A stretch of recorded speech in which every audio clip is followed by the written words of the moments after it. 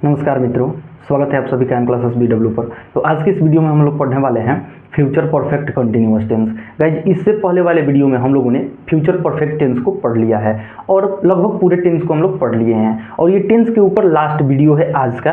ठीक है, सो आप सभी लोग वीडियो को अंत तक देखिए, अच्छे से समझाने वाले हैं और समझ में भी आएगा, ये मेरा दावा है। ठीक है, और वीडियो पसंद आए तो लाइक कीजिएगा, अपने भाइयों बहनों तथा दोस्तों में, मित्रों में शेयर कीजिएगा और चैनल पर पहली बार विजिट किए होंगे तो चैनल को सब्सक्राइब कीजिएगा। ठीक है, और अगर आप सभी लोग पीछे के वीडियो को नहीं देखे होंगे, टेंस के ऊपर जितने भी वीडियो हैं, तो आप सभी लोग प्लेलिस्ट से जाकर देख सकते हैं। ठीक है, और देख लीजिएगा। ठीक है, तो चलिए वीडियो को शुरू करते हैं। तो आज के इस वीडियो में जो हम लोग पढ़ने वाले हैं future perfect continuous tense. Guys, आप सभी को वैसे पता है कि फ्यूचर और परफेक्ट एंड कंटिन्यूअस का मतलब क्या होता है। हमने पिछले वाले हर एक वीडियो में वैसे हमने डिस्कशन किया है कि देखिए, अब समझ लीजिए आप सभी लोग कि फ्यूचर का मतलब होता है भविष्यकाल, भविष्य होता है। ठीक है, और टेंस को जोड़ दें तो फ्यूचर टेंस होता है और फ्यूचर टेंस का मतलब होता है भविष्य काल। ठीक है, काल का मतलब समय, अवधि होता है। और परफेक्ट का मतलब होता है कोई कार्य जो है पूर्ण हो चुका है। परफेक्ट का मतलब पूर्ण ही होता है और कंटिन्यूअस का मतलब होता है प्रोग्रेस। ठीक है, प्रोग्रेसिव। कंटिन्यूअस का मतलब कोई कार्य प्रगति पर है। ठीक है, और इंडेफिनिट का मतलब जो हम लोग बात किए थे कि आदत के तौर पे किसी कार्य को किया जाता है, तो वो होता है कंटिन्यूअस का मतलब प्रोग्रेस, मतलब कि निरंतर। ठीक है, एंड परफेक्ट का मतलब पूर्ण।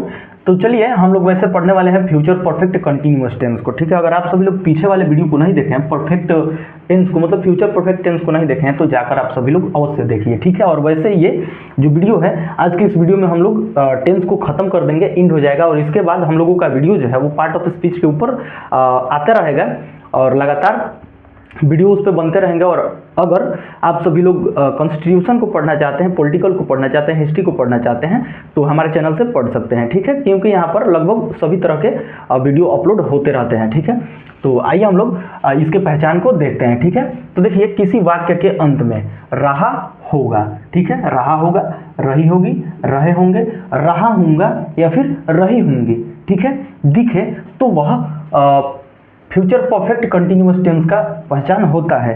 और साथ ही साथ समय के साथ से का प्रयोग दिखे तो, अन्यथा यह फ्यूचर कंटिन्यूअस टेंस का पहचान हो जाएगा। आप सभी लोग यहाँ पर ध्यान दीजिएगा, साथ ही साथ समय के साथ से का प्रयोग, यहाँ पे देखिए हाईलाइट किए हैं।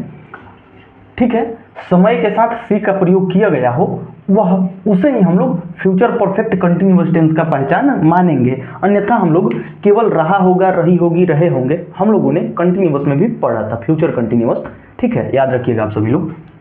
देखिए, यहाँ पर लिख भी दिए हैं ताकि आप सभी लोग ध्यान में रखिएगा। समय के साथ से का प्रयोग, ठीक है, और से के लिए सिंस या फोर का प्रयोग किया जाता है। हमने आप सभी को present perfect continuous and past perfect continuous tense में बताया है कि किस प्रकार से सिंस या फोर का प्रयोग किया जाता है। तो एक बार और बता देते हैं क्योंकि ये लास्ट वीडियो है। ठीक है, सिंस का प्रयोग निश्चित समय के लिए किया जाता है, जैसे कि जन्म से, सन 2000 से, एक ऐसी अवधि जो निश्चिंत हो, वहां से हम लोगों ने इसे स्टार्ट किया, तो उसके लिए हम लोग सिंस का प्रयोग करते हैं। और ड्यूरेशन ऑफ टाइम, जिसे अभी अभी काउंट किया जा सके, जैसे कि 2 दिन, 4 दिन, 2 हफ्ते, 2 घंटे, 2 महीने, तो उसके लिए हम लोग फोर का प्रयोग करते हैं। ठीक है, आप सभी लोग याद रखिएगा। अब देखिए, जैसे इसका पहचान जो है कि रहा होगा, रही होगी, रहे होंगे, और साथ ही साथ से का प्रयोग किस प्रकार से होगा। तो यहाँ से 2 एग्जाम्पल को हम लाए हैं, आप सभी लोग देखिए। सोहन 2 घंटे से पढ़ रहा होगा।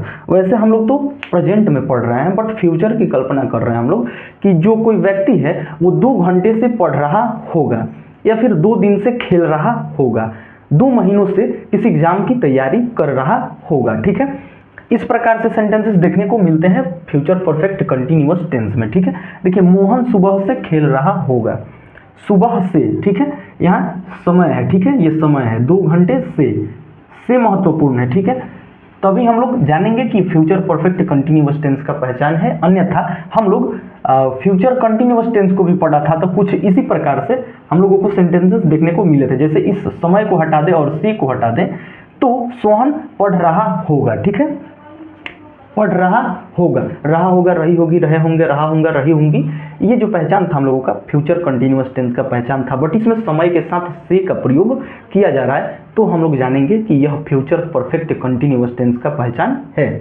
रहा होगा, रही होगी, रहे होंगे, से के साथ, समय के साथ। ठीक है, आइए हम लोग इसके स्ट्रक्चर्स को देखते हैं, क्योंकि यही मूल मंत्र होता है किसी भी सेंटेंस को बनाने का। किसी भी सेंटेंस से तात्पर्य है कि फ्यूचर परफेक्ट कंटिन्यूअस टेंस के सेंटेंस को, ठीक है। तो देखिए यहाँ से आप सभी लोग पता है कि सब्जेक्ट तो पहले होता ही है और साथ ही साथ हेल्पिंग वर्ब में हमने विल का प्रयोग किया है और सेल का प्रयोग हमने नहीं किया है, क्योंकि आप सभी को पता है कि मॉडर्न इंग्लिश में विल का प्रयोग किसी भी सब्जेक्ट, प्लूरल हो सिंगुलर हो, किसी के साथ भी विल का प्रयोग किया जा सकता है और सेल का जो प्रयोग है वो केवल आई और वी के साथ किया जाता है। इसलिए हमने विल को ले आया है, क्योंकि वैसे हमने किसी भी सेंटेंस को बनाने के लिए सेल का प्रयोग किया ही नहीं है, ठीक है। सो आप सभी लोग देख लीजिए, subject plus will helping verb है and have been plus verb for कहिए या फिर मेन वर्ब के साथ आईएनजी का प्रयोग कीजिए आप सभी लोग, बात सेम होगा, इसलिए हमने वर्ब फॉर लिख दिया है। एंड ऑब्जेक्ट फिर सिंस या फॉर प्लस टाइम, ठीक है। यहाँ से सिंस या फॉर महत्वपूर्ण है एंड टाइम, ठीक है। तो subject plus will have been plus verb for plus object and since या फॉर प्लस टाइम, ठीक है। और इसी स्ट्रक्चर पे लगभग सारे स्ट्रक्चर्स बनते हैं जिसपे निगेटिव सेंटेंसेस को बनाया जाता है, इंट्रोगेटिव सेंटेंसेस को बनाया जाता है, WH के सेंटेंसेस को बनाया जाता है, ठीक है।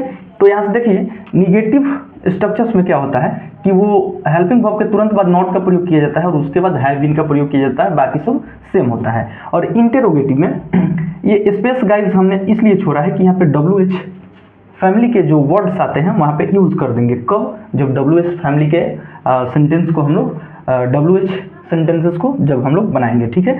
तो यहाँ से हम लोग इंटेरोगेटिव के लिए केवल देखते हैं स्ट्रक्चर्स को। देखिए helping verb plus subject plus have been plus verb for plus object since या for plus time and question mark हम लोग देना नहीं बोलेंगे, क्योंकि यह जो है वो प्रश्नवाचक सेंटेंसेस हैं और स्ट्रक्चर्स हैं, ठीक है। और इंटेरोगेटिव ही WH के इंट्रोगेटिव सेंटेंसेस को बनाने के लिए यहाँ से हम लोग केवल WH का प्रयोग कर देंगे, ठीक है। WH प्लस विल या फिर shall plus subject have been plus verb for plus object since या फॉर प्लस टाइम, ठीक है।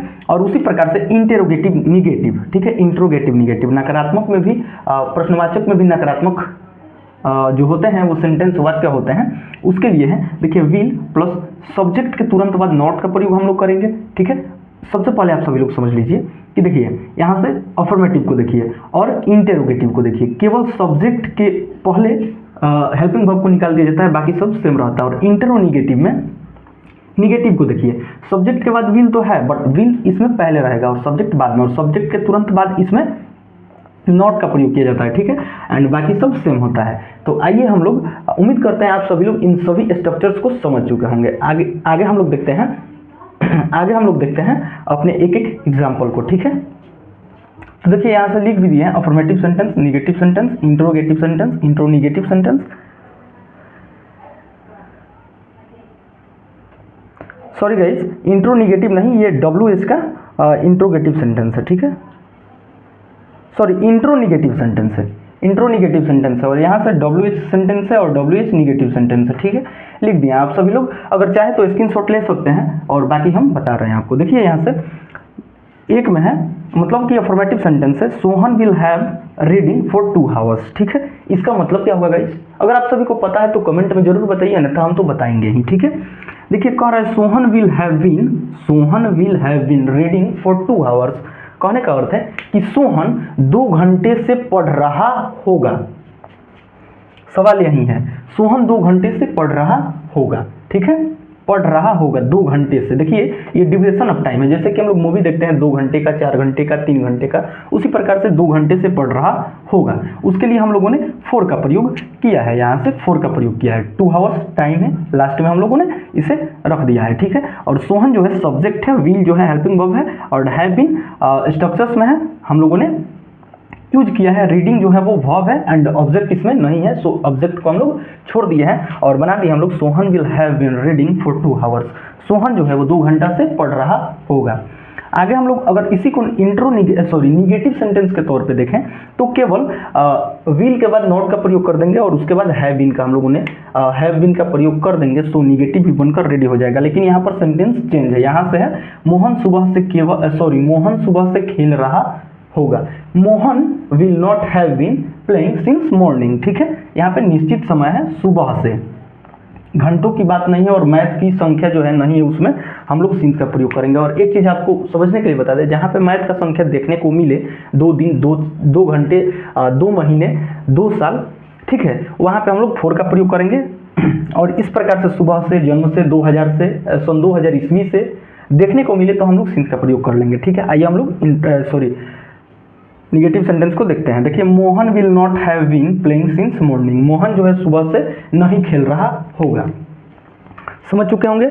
आगे देखते हैं हम लोग इंट्रोगेटिव सेंटेंस। ठीक है, will Mohan have been playing since morning. ठीक है, क्या मोहन सुबह से खेल रहा होगा? क्या मोहन सुबह से खेल रहा होगा?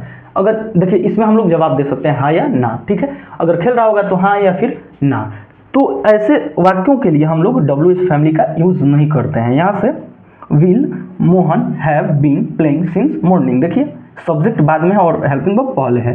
यहाँ से आप लोग देख लीजिए, हेल्पिंग वर्ब पहले था, सब्जेक्ट बाद में था, और ये WH फैमिली के लिए हम लोगों ने WH लगा दिया, और यहाँ से फिर लिख देते हैं हम लोग WH। ठीक है, क्योंकि जब WH सेंटेंसेस को निगेटिव तौर पे हम लोग बनाएंगे तो WH का प्रयोग करेंगे। ठीक है, आगे हम लोग देख लेते हैं इंट्रोगेटिव निगेटिव को।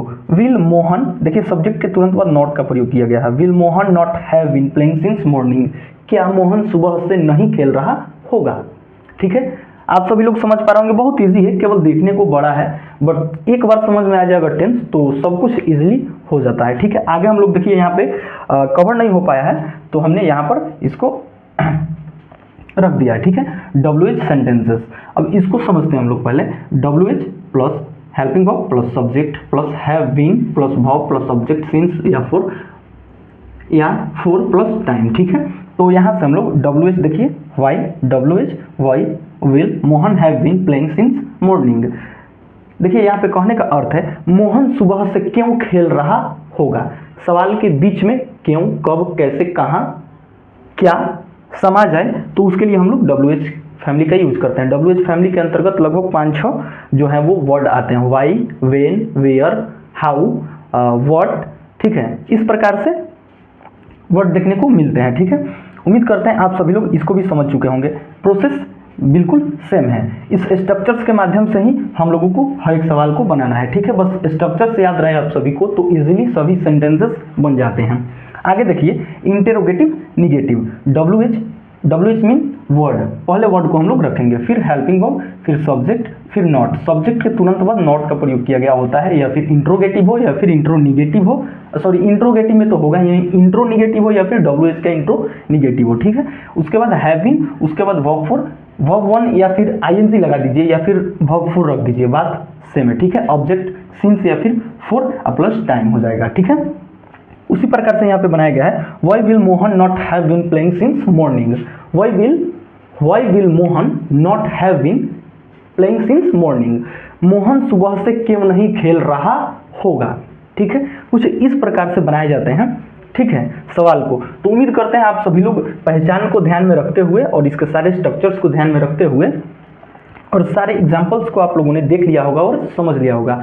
और ठीक है, तो उम्मीद करते हैं आप सभी को वीडियो पसंद आया होगा। तो वीडियो को लाइक कीजिएगा, अपने भाइयों बहनों तथा दोस्तों में, मित्रों में, घर परिवार में शेयर कीजिएगा, ताकि वो लोग भी सीख सके, पढ़ सके, समझ सके कि टेंस यानी कि समय क्या होता है, समय को कितने भागों में बांटा गया है। आप सभी लोग शुरुआत से देखिएगा, अच्छे से समझ में आएगा। ठीक है, और चैनल पर पहली बार विजिट किए होंगे तो चैनल को सब्सक्राइब कीजिएगा।